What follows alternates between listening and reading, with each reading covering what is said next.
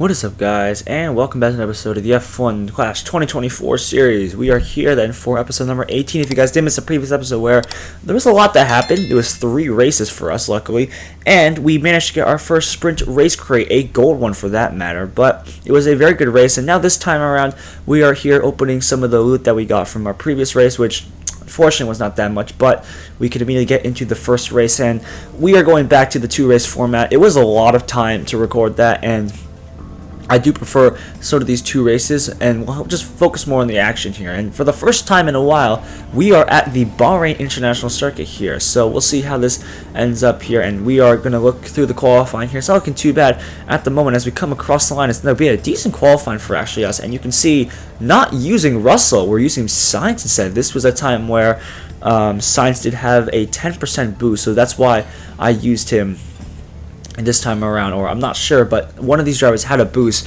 so that's why. But Sainz unfortunately struggled with a bit of the qualifying there, but as for the other guy, Piastri, he did a very good job, so he has the self-control boost. But while for Sainz, he will have the hex boost to push him through the field here. 5 red lights, and we are underway here. Sainz has a decent start there. Piastri actually defends well from our rivals Albon, which is very, very helpful. Our rival is using Albon and Sainz. As I say that, his Albon absolutely dominates us right off the line. But regardless of that, we are making our way then through the first sector here. His Albon is absolutely flying there, but now Piastri is making his way through the corners, and he's right back on Albon. So a good recovery then from the Australian as Sainz is up into P19 using those hex boosts.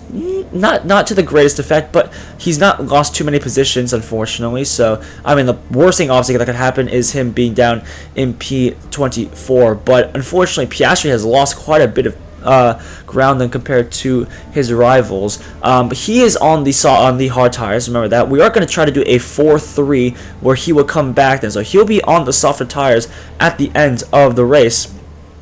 And also because of the fact that he's on the hard tires of 4 laps, we're going to be putting Sainz on the medium tires for now for a 3-lap stint in the middle. And then once he comes back, he will be ready. And my hope is that with Piastri, with the 1-stop, that he will be able to just have track position. Because right now, our rival is absolutely flying. We are not being able to catch him with a 2-stop strategy, at least with Piastri. But Sainz, he's looking not too bad at the moment. He made 2 more overtakes. He's up into P17. He'll be back in the pits there as Piastri now makes his way down the main straight here. He'll be pitting in 2 laps time. He's trying to see if he can pass Albon there. Speaking of Albon, our rival sitting in P6 and P18, P6 and P8 respectively, with Piastri in 11th and Sainz in P22. So nothing crazy. We're also struggling with a little bit of battery for both drivers, so we're gonna have to figure this out at some point. Sainz is trying to make a move there for P21, but unfortunately you can see red attacks there, unfortunately, so it's not been successful. Although as soon as I say that,